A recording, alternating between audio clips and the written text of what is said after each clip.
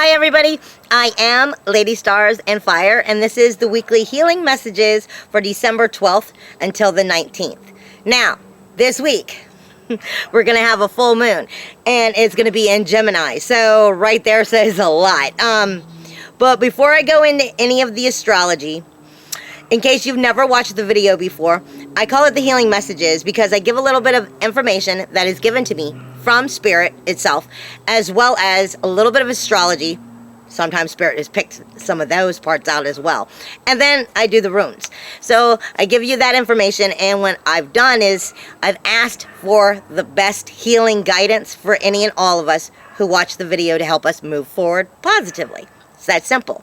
Now, as I started to go into everything, the very first thing that was happening is I was noticing the Spirit was moving my earth to the east, or to the direction of air, east element, basically. Now, if you're not one who really understands the correspondence of that, you might want to jump back to my Facebook page, because I just recently posted the element of air and east and the corresponding of it for like the earth, for meanings, for animals, for everything, because that might help you understand exactly what it is that Spirit's trying to give you directly.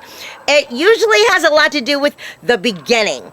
East would be the beginning often of something or another, the birthing of something or another. But there's so much more than just the idea of the beginning or the birthing. So you might want to jump back to my Facebook page and see what that says if you don't already know what those correspondence are for east and air. And next, I'm being told it has to do with your plan of action. But your plan of action for your Mars. For what is your Mars? Mars is your warrior. It's your defense system. It is your action. It's your SWAT team, basically. So they're speaking of on the ego side of you. You're looking into what is that plan of action for your Mars. Is it positive or is it negative? Because you might need to evaluate that. And that's going to go into the astrology as well. And I've been saying that for the last month, because you've got Eris, you've got Sirius, and you've got Uranus, all in Aries. And Uranus is in retrograde, and it's directly opposite, opposing Jupiter right now. So that's your underworld, period. I don't care how you want to look at it. That's your underworld. I don't care what house it is. Somehow it's still getting into your houses, and I'm being told you might as well just consider it to be somewhat like your 12th house, period. It's coming in somehow with lessons of that moving forward that you just can't get around, and that's what the Sirius and the Eris and Uranus are all there doing. They're turning inwardly and making you go through past resentments and issues. So if you've been a bit down, if you've been irritable, light workers, it's time to get over that. That's your job, to get over that. It's your job to lead the way. Sorry, that's basically what I'm being told. We've got to pull it together and find the upper part and move us out in the positive direction. Learn your lessons, but we can't stay in that crappy attitude. I am being told that it has to do with our crown, but we're dealing with relationships. It has to do with coming into balance, because we're still dealing with our root chakra and feeling that security and safety with who we are, as well as our lives and the people in them. So then it brings in our relationships, which is everything that I was just talking about with those planets, as well as more that's going to be going on with astrology this week. But whenever you're dealing with that root and that sacral chakra, which is your relationships and finding your security within yourself and relationships of your life in general, feeling safe, that has to do with finding your root. And like I said last week, it's about like taking a suction cup and just rooting yourself in. It's about finding that strength for that security that is in here. But I'm being told a lot of it has to do with cleaning out this energy in the crown. And when we do that, that allows the throat, and that allows the heart and the solar plexus to come together and speak as one. So we're understanding that our crown is what we're cleaning so that we can bring it all together, because the crown is the one that gets it all or has trouble getting it all. Especially, I mean, because that's where your ego talks to you, honey. I am also being given trumpets. And, or the shafa actually was also being given to me too. But I was being given the trumpet throughout the week. And because I was seeing it in many places, the trumpet was being given to me, as well as I'm being told, if you do have spirit talking to you and you can't understand them, you're just getting the ringing. For some of you, you may want to look into what that musical tone are, like A, B, C, D, E, F. Because if you look into that, I also posted today on my Facebook page correspondence for angels, because on that one it's also telling you for some of those angels what their note might be. So it may help you to understand possibly who is coming to talk to you, as well as who's trying to give you that helpful information and guidance, as long as you've asked for it. Remember, that's free will. If you don't ask for help, they can't help. So you have to ask. But I am being given the trumpet, and it's going to go much deeper than what I'm going to say today, but this is all I'm being told to say today, is the trumpet is being given to us because it is all about awakening the slumbering soul from within. And that has everything again to do with Eris, Ceres, and Uranus. That has to do with all of that you're letting go of and you're cleaning out to get rid of, so you can have the happy, positive life you've always wanted. And you can move yourself in a positive, soulful way forward. But it has to do with awakening the slumbering soul from within.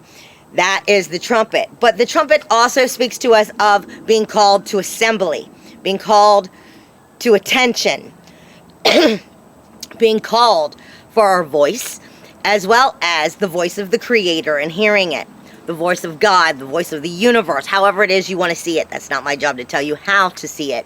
But it also is about representing yourself, as well as the voice of the Creator, of God or the universe, however it is that you want to see it. But I am being reminded,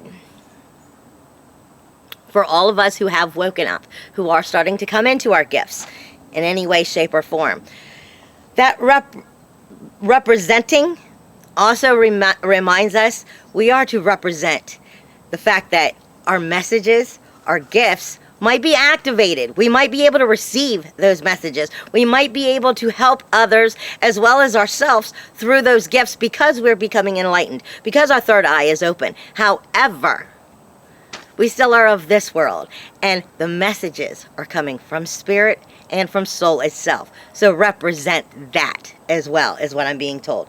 Don't get cocky and hold it all, thinking that you are holier than thou and that you're the shit. Because we have to remember, it also is their world. It also is of them. And without them, we can't have the spirit, we can't be connected, and we can't receive those messages in the first place.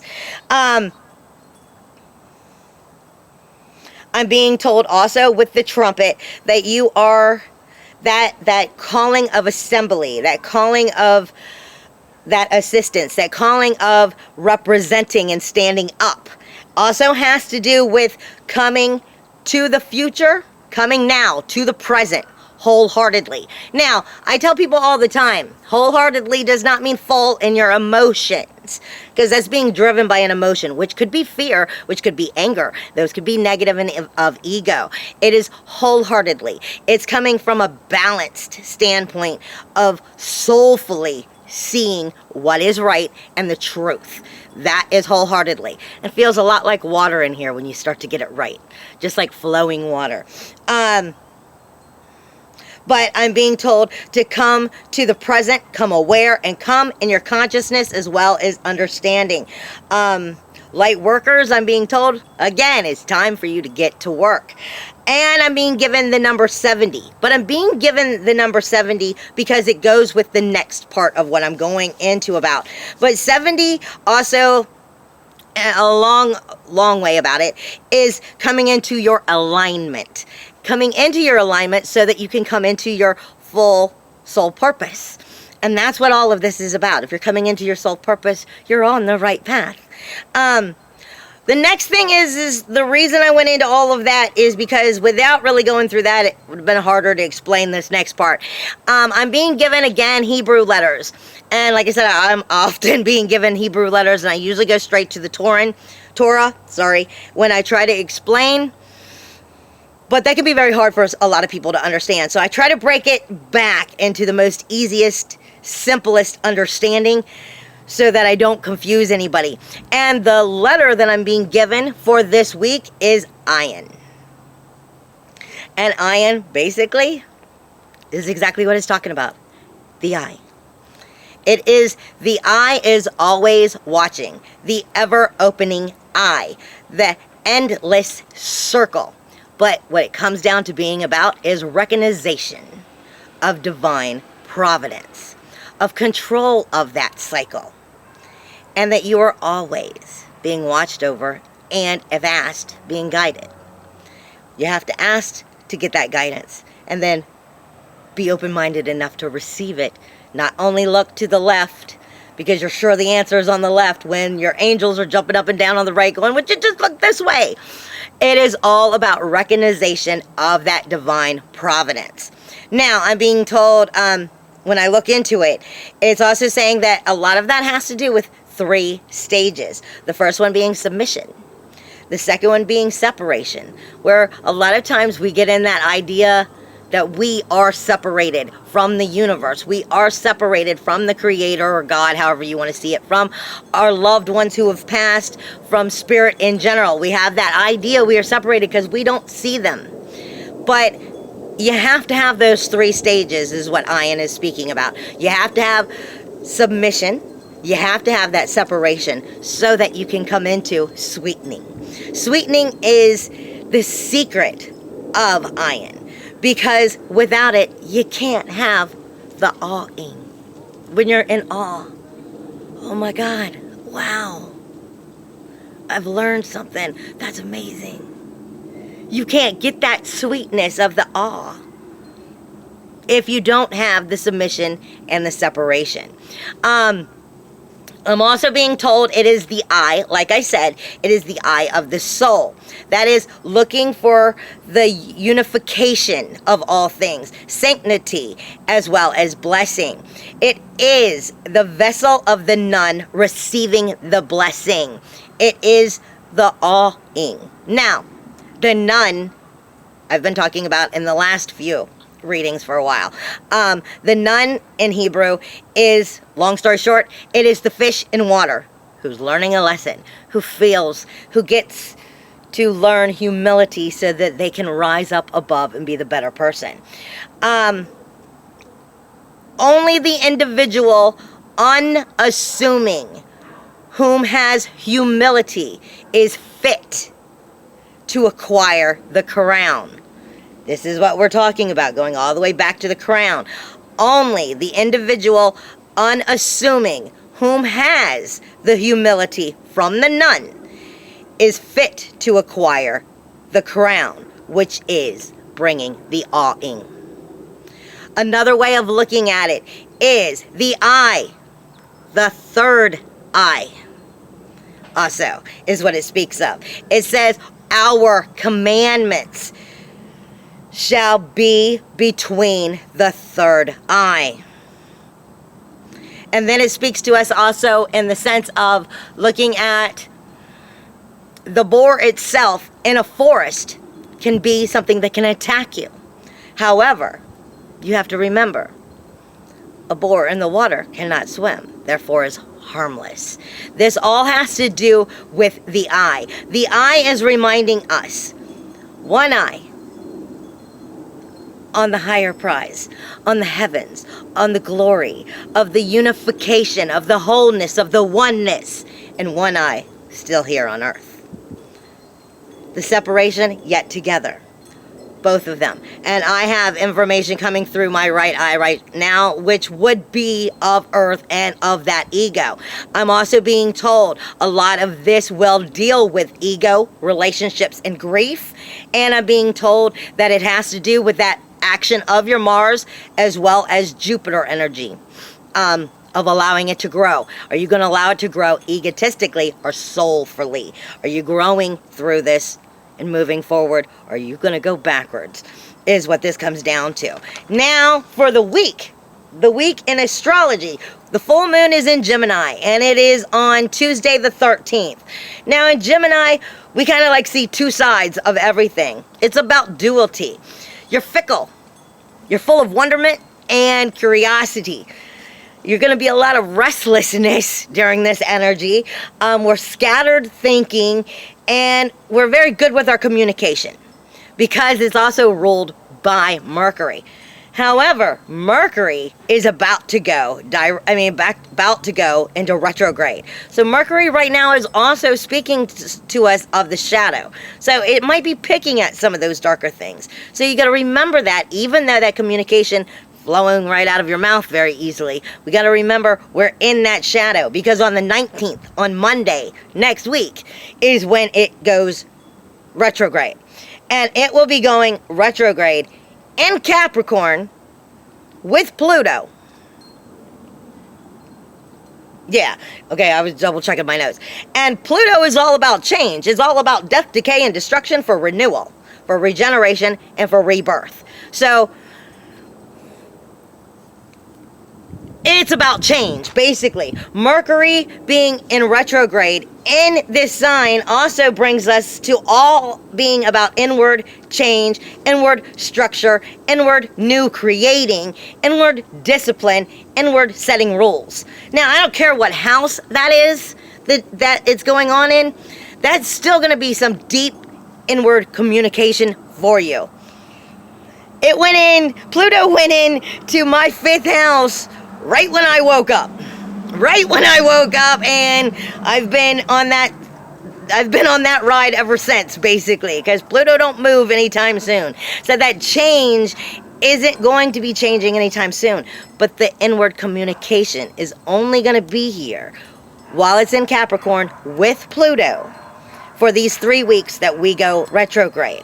And then it's going to slide back into, I think, Sagittarius temporarily for like the very last week, which will basically just reinforce everything that Mercury retrograde is trying to teach you. This is a very important time. This is also a very important time to understand what I'm about to tell you. Do not do redos. Redos right now is a bad thing. You're talking about Pluto, death, decay, and destruction, coming into Mercury's retrograde, speaking to you inwardly so that you can find rebirth, renewal, regeneration. This is not the time to go, let me redo that relationship. Let me retake that job. Now, by all means, if that's what you really want to do, do so. And I wish you the best blessings. But most likely, it's not going to be the best outlook. It's not going to come out well. And I hope if you do so, that you're blessed and that it all does work out for you. I'm only giving you the information that I'm being given. Now, also on Monday, the 19th, Mars moves into Pisces. Pisces is, again, the nun, which is Hebrew. It's where we're in our waters. We're in our emotional and our spiritual waters. That's what happens when we go into Pisces. And right now, Neptune and Chiron are both there, and now enters Mars on Monday. So during this week, we're going to be feeling it leaving Aquarius while Venus is still there. Those two are going to start to become, I wouldn't say, it'll become a semi-sextile as it moves away from Venus. And I wouldn't say that it's a positive energy. It's not a negative energy. It's neutral. It can go either way. But in this energy, once Mars enters Pisces, you're going to feel very sensitive, very vulnerable. You're going to be, you're going to have that slightly, at least slightly, lack of your assertiveness. Just because Pisces wants to believe everything can be great. Pisces wants to believe that the world is awesome. Pisces wants to believe that everything is awesome and I can escape all kinds of reality and life will be wonderful.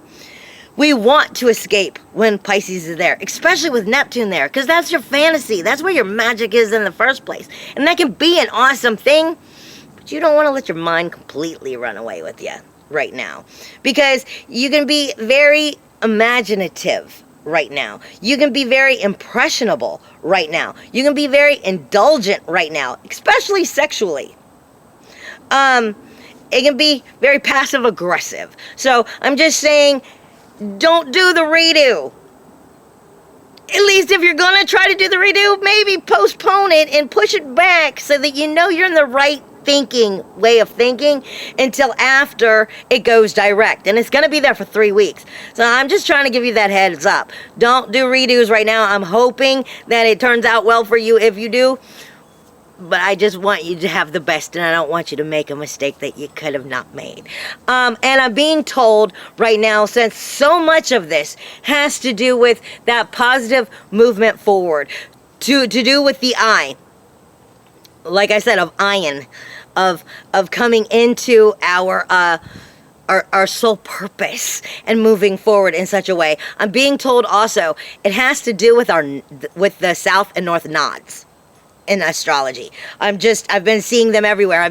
I thought I was seeing horseshoes up and down. It took me a while to realize I was seeing the nods and they were talking to me.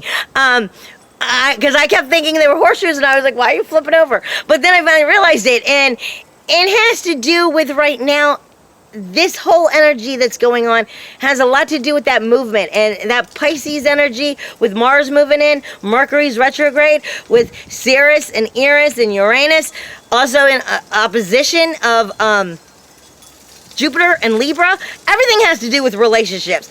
The North nod and the South nod is all about our sole purpose and the now and moving forward, as well as the past reminding us from the experiences we've already had or past lives. And the positive would be that it's in Virgo. And when that would be positive and moving you forward now would be, it's all about discernment and discriminating to serve better and to work better. It's all about that Virgo energy picking through to help you find that soul purpose and move you along positively and find that healing that you need so you can. Now, the negative side, or learn from your mistakes side, from your past life situation, would be an Aquarius. And that is talking to us of wanting to hog all the attention, of wanting to hog all of the limelight, of the drama queen, of the queen or king who just, everything revolves around me. You gotta remember, it's not all about us. I love you. And I just want you to have the best that you can. Now, to finish up, I'm being given first off. Hold on, let me get to it. Jebo. And it's in the white stone, which is howlite. It speaks to us of our spiritual energy, of calming of energy, as well as protectional energy. It's cold out here and my hat keeps trying to fall off my ears. Okay, Jebo is the gift. It is the gifting price. It is exchange and it is fire. It focuses on hospitality and generosity. Things given and received. Someone who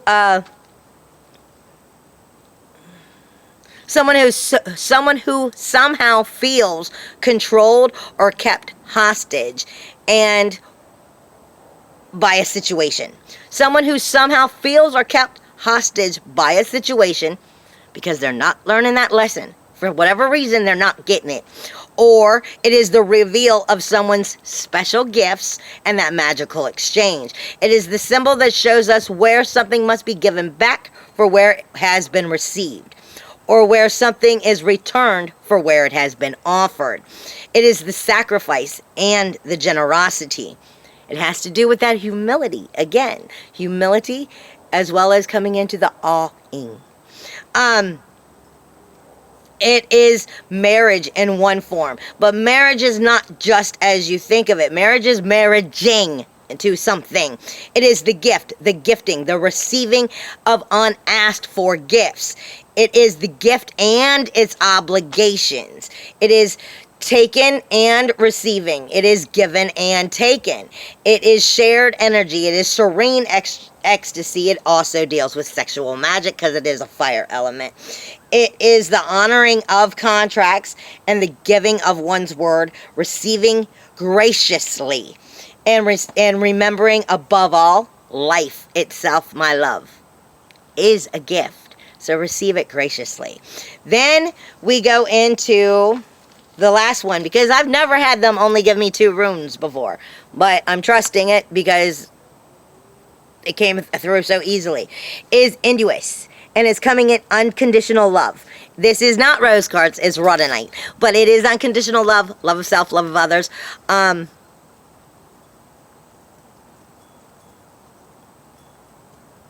my mind, just completely blank. But it is the seed itself, planting the seed. It is the godding. It is earth. It is the world of our inner experiences, our virtues, our common sense, our family, our human warmth. It focuses on the need to go inward, inward and let something new take place. Let something new take form. It is stillness, gestation, and it is a process in the moment, basically. It is inner nourishment. It is strengthening our inner resources. It is achieving internal growth. It is the necessary stasis for the inner focus. It also deals with meditation, but most of all, it is your 4. It is finding your wholeness, and your wholeness is out of balance when one of your 4 is out of balance. Your physical, your mental, your spiritual, and your emotional. Your physical, your physical, emotional, spiritual. Anyway, you got it. I don't know where I left off. But I wish you the best, and I know that you can make it through it, and happy holidays. Everything is coming to you. Just remember to have faith. Have faith and believe. Everything can't be up to us. Hugs and kisses in the wind, and I'll see you next week. Bye, everybody.